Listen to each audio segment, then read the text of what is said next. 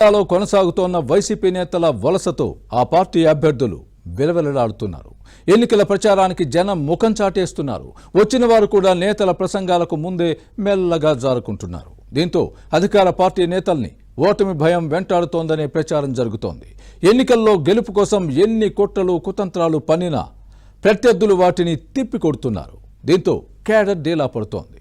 కీలక నేతలు టీడీపీలో చేరడంతో ఈ ఎన్నికల్లో వార్ వన్ సైడ్ అయినట్టేనా? ఫ్యాన్ పార్టీ వ్యూహం బెడిసి కొట్టిందా?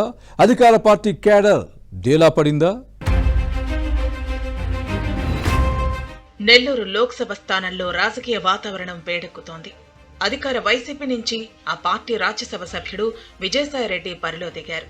టీడీపీ తరపున వేమిరెడ్డి ప్రభాకర్ రెడ్డి పోటీలో ఉన్నారు. కానీ పార్టీ నేతల వలసలతో వైసీపీ అభ్యర్థికి ఓటమి భయం పట్టుకుందనే టాక్ నడుస్తోంది. సీఎం జగన్ సిద్ధం సభలకు కూడా జనం పెద్దగా రావటం లేదు. వెలవెలపోతున్న కార్యక్రమాలను చూసి ఫ్యాన్ పార్టీ పెద్దలు కలవరపడుతున్నారనే ప్రచారం జరుగుతోంది. తాను నెల్లూరు జిల్లా వాసినని వైసీపీ అభ్యర్థి చెబుతున్నా జనం పట్టించుకోవటం లేదు. విజయసాయిరెడ్డి ఫ్యాన్ పార్టీలోనే కాదు, సీఎం జగన్ అక్రమాస్తుల కేసుల్లోనూ నెంబర్ 2గా ఉన్నారు. బెయిల్పై కొనసాగుతున్నారు. ఎప్పుడు రద్దవుతుందో తెలియదు. ఒకవేళ అదే జరిగితే జైలుకి వెళ్లక తప్పదు. అప్పుడు వైసీపీ మనుగడే కష్టమనే ప్రచారం జరుగుతోంది. అలాంటప్పుడు తమ పరిస్థితి ఏంటి అనే ప్రశ్న వైసీపీ క్యాడర్ను వేధిస్తోంది. సీఎం జగన్ సర్కార్ విధానాల పట్ల ప్రజల్లో తీవ్ర వ్యతిరేకత ఉంది.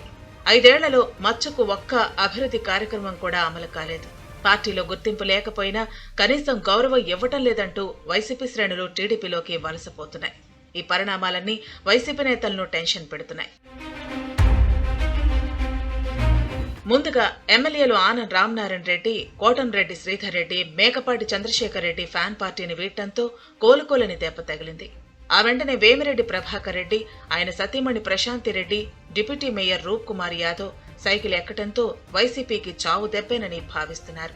వారి వెంట వేల సంఖ్యలో నేతలు, స్థానిక సంస్థల ప్రజాప్రతినిధులు, కార్యకర్తలు టీడీపీలో చేరారు. అప్పటి నుంచి ప్రతిరోజు చేరికలు కొనసాగుతూనే ఉన్నాయి. పట్టుమని 10 మంది కూడా ఇతర పార్టీల నుంచి అధికార పార్టీలో చేరే పరిస్థితి లేదు.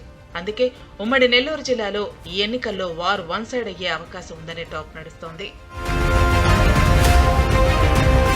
పార్టీ అధినేత జగన్ నెల్లూరు లోక్సభ అభ్యర్థి విజయసాయి సభలో ప్రచారానికి వేల సంఖ్యలో జనాన్ని తరలించినా తీరా కార్యక్రమం జరిగే సమయానికి 100ల్లో కూడా ఉండటం లేదు. నాయుడుపేట, కావలిలో జరిగిన సిద్ధం సభలకు వేల మందిని తీసుకొస్తే 2-3 వేల మందిని కూడా అక్కడ నిలువరించలేకపోయారు.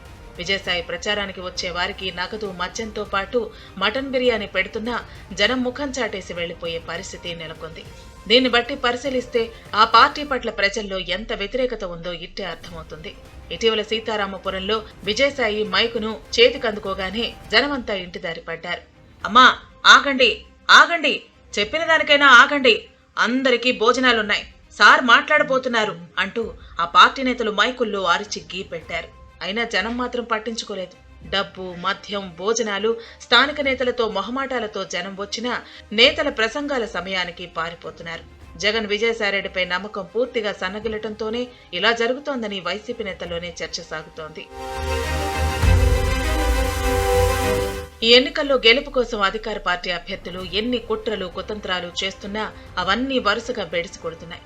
ఓటర్ల జాబితాలో ఒక్కో నియోజకవర్గంలో 20,000 నుంచి 25,000 వరకు దొంగ ఓట్లు చేర్చామని వైనాట్ 175 అంటూ మొదట్లో ప్రచారం చేశారు.